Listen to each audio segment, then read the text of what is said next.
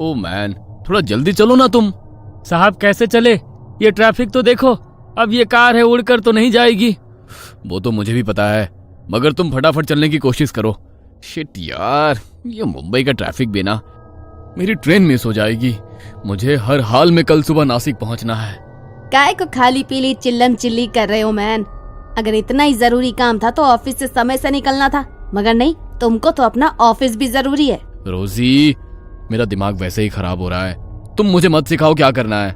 तुम नेट पर देखो ट्रेन का क्या स्टेटस है। जोसेफ को गुस्से में देखकर रोजी चुपचाप अपने मोबाइल में ट्रेन का स्टेटस देख रही थी, तो उसने देखा ट्रेन बांद्रा स्टेशन छोड़कर आगे के लिए निकल चुकी थी। मैन, ये ट्रेन तो गया। दोबारा चेक करो, देखो नासिक के लिए कोई और ट्रेन है क्या। ये ट्रेन निकल गई। शिट, मुझे कुछ समझ में नहीं आ रहा कि अब क्या करें। मेरी कल सुबह की अर्जेंट मीटिंग है। रोजी ने अपने मोबाइल में देखा कोई और ट्रेन नहीं थी, तो जोसेफ गुस्से में रोजी के ऊपर चिल्लाने लगा, जबकि उस बेचारी की कोई गलती नहीं थी। उन दोनों को लड़ते देख ड्राइवर, जो अब तक उन लोगों की बातें सुन रहा था, बैक व्यू मिरर में देखते हुए बोला, एक बात बोलूं साहब? अब तू भी बोल ले। प्लीज जोसेफ, काम डाउन, एक बार सुन तो लो वो क्या कह रहा है। जोसेफ गुस्से में ड्राइवर की तरफ देख रहा था। ड्राइवर ने धीरे से डरते हुए कहा, साहब, आपकी बुकिंग बांद्रा स्टेशन की है। वहां पहुंचने के बाद आप एक बार पेमेंट कर देना, उसके बाद मैं अपना जीपीएस ट्रैकर बंद करके आपको नासिक ले चलूंगा। अभी 1 बज रहा है, सुबह के 5, साढ़े 5 बजे तक हम लोग नासिक पहुंच जाएंगे। Are you mad? पूरी रात कार का सफर बहुत थकाने वाला होता है, और उसमें रिस्क भी तो है। तुम दिन भर से गाड़ी चला रहे हो, थके हुए होंगे ना। रे बाबा, रात को सफर नहीं करेंगे। वैसे तुम्हारा आइडिया अच्छा है, और मेरे पास कोई ऑप्शन नहीं है। मैं आगे बैठता हूँ, गाने सुनते हुए चलेंगे। जब तुम्हें थकान लगे तो थोड़ी देर गाड़ी मैं चला लूंगा। जोसेफ, वो जीपीएस ट्रैकर बंद करने को कह रहा है। किसी को क्या पता कि हम लोग इसके साथ ट्रैवल कर रहे हैं। कुछ ऊंच नीच हो गई तो क्या होगा? वैसे भी आजकल कितने सारे केस सुनने में आते हैं। तुम जरा ये क्राइम पेट्रोल देखना बंद करो। देखो कितना शरीफ है, खुद ही हमारी मदद करना चाहता है। रात के वक्त कार का सफर करने का रोजी का बिल्कुल भी मन नहीं था, मगर जोसेफ की जिद के आगे उसकी एक ना चली और वे लोग नासिक के लिए निकल गए। जोसेफ और ड्राइवर बातें कर रहे थे, और दिन भर की थकान के कारण पीछे वाली सीट पर अकेली बैठी रोजी की नींद लग गई। जैसे ही ड्राइवर ने देखा रोजी सो गई, उसके चेहरे पर रहस्यमयी मुस्कुराहट आ गई थी। वो बार बार उसी की ओर देख रहा था। जोसेफ इन सब से बेखबर गाड़ी में चल रहे गाने का लुत्फ ले रहा था। ये शाम मस्तानी मदहोश किए जाए, मुझे दूर कोई खींचे तेरी ओर लिए जाए। कुछ देर बाद गाड़ी हाईवे पर रुकी। जैसे ही गाड़ी रुकी, रोजी घबरा कर उठी और वो ड्राइवर और जोसेफ को देखने लगी, मगर उसे कार में कोई भी नजर नहीं आया। पूरी रोड सुनसान पड़ी थी। जंगल के बीचों बीच सड़क पर खड़ी कार को देख वो घबरा गई। वो कार के कांच में से ही इधर उधर देख रही थी। उसे जोसेफ कहीं नजर नहीं आया। जैसे ही वो घबराकर कार से बाहर आई, उसे अपने कंधे पर किसी के हाथ के होने का एहसास हुआ। वो जोर से चीखी। उसके सामने एक भयानक औरत खड़ी हुई थी, जो देखते ही देखते उसके शरीर में समा गई। उसकी चीख सुन जोसेफ उसके पास आया। क्या हुआ? जोसेफ, जोसेफ तुम कहाँ थे? वो औरत कहाँ गई? कौन औरत? यहाँ तो कोई नहीं है। अरे हम वहां सामने चाय की गुमटी पर चाय पी रहे थे। तुम सो रही थी इसलिए तुम्हें नहीं जगाया। कहते हुए उसने चाय की गुमटी की तरफ इशारा किया, तो रोजी हैरान रह गई, क्योंकि थोड़ी देर पहले वहां पर कुछ भी नहीं था। पूरा रोड खाली था। अब अचानक से चाय की गुमटी और रिफ्रेशमेंट की शॉप कैसे आ गई? ये कैसे हो सकता है? यहाँ तो अभी कुछ नहीं था, अचानक से ये सब कुछ कैसे? क्या कैसे हो सकता है? जरूर तुमने कोई सपना देखा होगा। चाय पियोगी? फ्रेश लगेगा। जोसेफ उसे समझाने की कोशिश कर रहा था, मगर रोजी डरी हुई थी। उसने ना में सर हिला दिया। ड्राइवर वापस आकर ड्राइविंग सीट पर बैठा और रोजी की तरफ देखकर मुस्कुराया। रोजी को उसका यूं मुस्कुराना अच्छा नहीं लगा। ड्राइवर ने उसकी तरफ सुपारी का पैकेट बढ़ाया। ये लो, इससे तुम्हें नींद नहीं आएगी। जोसेफ के कहने पर बेमन से रोजी ने वो सुपारी अपने मुंह में डाली तो रोजी को तेज इत्र की खुशबू आई और उसे ऐसा लगा कि कोई उसके बगल में आकर बैठा है, मगर वहां पर कोई नहीं था। पूरी रात वो डरी सहमी बैठी रही। वे लोग सुबह सुबह नासिक पहुंच गए। देखिए, मैंने आप लोगों को सुरक्षित पहुंचा दिया। आप बेकार में ही मेरे साथ आने में डर रही थी, मगर मैं आपको यकीन दिलाता हूँ, आज रात का ये सफर आपको उम्र भर याद रहेगा। कहते हुए उसकी आंखों में अलग ही चमक थी, जिसे देख रोजी सहम गई। उसे कुछ अच्छा नहीं लगा। वो अपना हैंडबैग कार से निकालने के लिए झुकी तो ऐसा लगा उसे कोई धक्का देकर कार से बाहर निकाला हो। उसने जोसेफ की ओर देखा, मगर जोसेफ को अंदाजा ही नहीं था रोजी के साथ क्या हुआ है। दोनों होटल रूम पहुंचे। क्लाइंट से 9 बजे का अपॉइंटमेंट है। अभी तो केवल 5 बजे हैं। थोड़ी देर सो जाता हूं ताकि फ्रेश लगेगा। आओ, तुम भी सो जाओ। कहते हुए उसने रोजी को अपने पास बुलाया, मगर रोजी का मन खराब था तो वो रूम की बालकनी में जाकर बैठ गई। सुबह का उगता हुआ गुलाबी सूरज, ठंडी ठंडी हवाएं, चिड़ियों का कलरव उसके बेचैन मन को थोड़ा सा शांत कर रहा था। वहां बैठे बैठे उसे 2 घंटे बीत गए। उसे पता ही नहीं चला। जब उसने घड़ी की ओर देखा तो उसे पता चला, ओह माय गॉड, 2 घंटे से मैं यहीं पर बैठी हुई हूँ। कुछ देर में जोसेफ भी उठ जाएगा। उसके उठने के पहले रेडी हो जाती हूँ। वो वॉशरूम में अपना मुंह धो रही थी।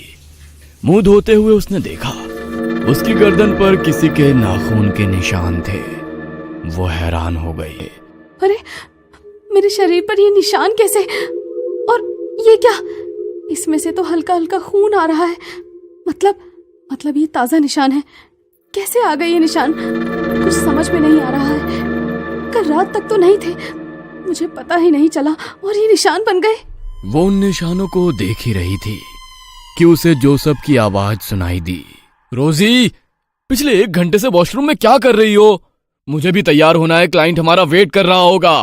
जोसेफ की बात सुनकर रोजी हैरान हो गई कि वो अभी तो वॉशरूम आई थी। 1 घंटा कैसे हो गया?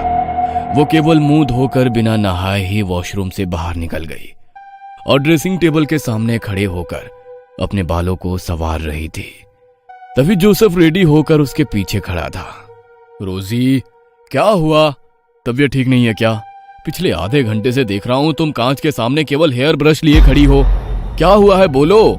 जोसेफ की बात सुनकर जैसे ही रोजी ने देखा, जोसेफ रेडी था, मगर रोजी का तैयार होना बाकी था।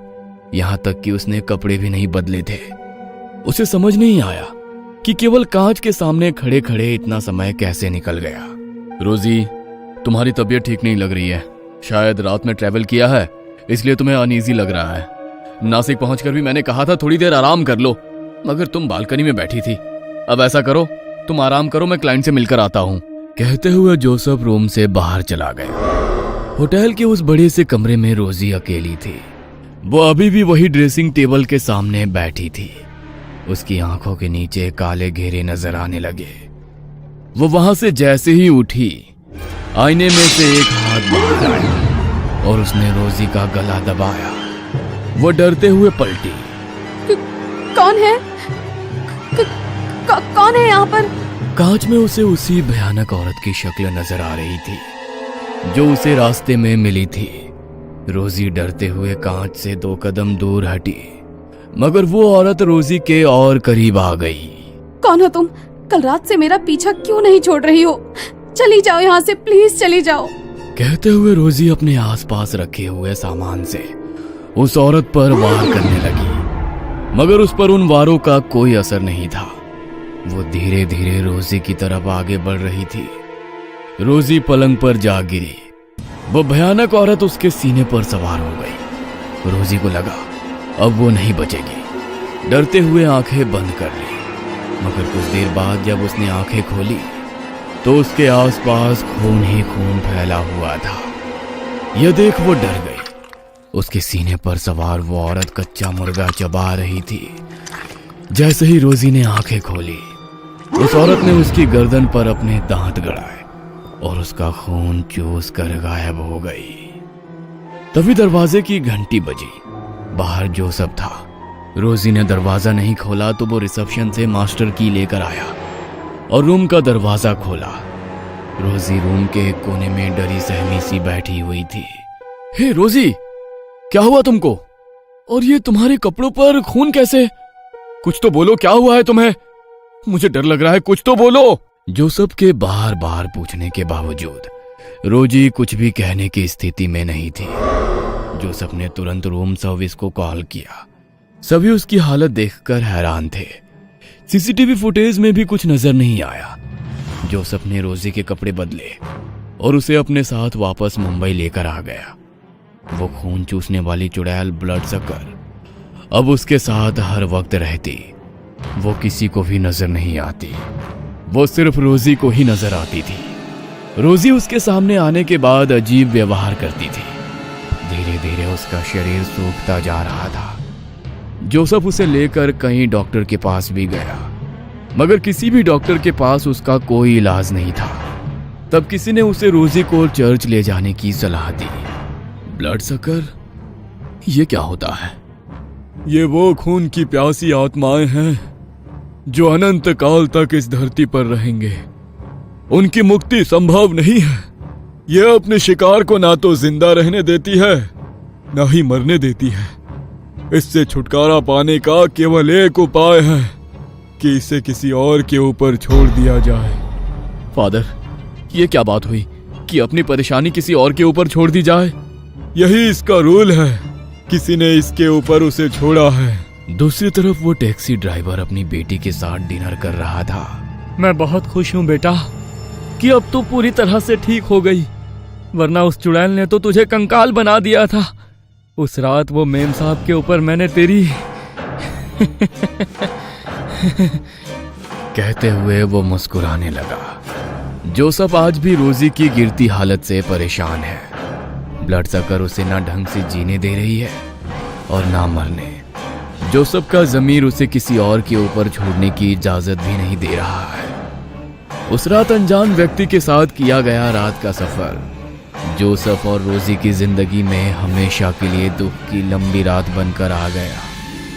कहीं आप भी तो ऐसे किसी अनजाने सफर पर नहीं है? सावधान। ये कहानी आपको अच्छी लगी हो तो हमें सब्सक्राइब करें, हमारा इंस्टाग्राम और फेसबुक पेज जरूर फॉलो करें। और हाँ दोस्तों, सब्सक्राइब करना भूलना मत।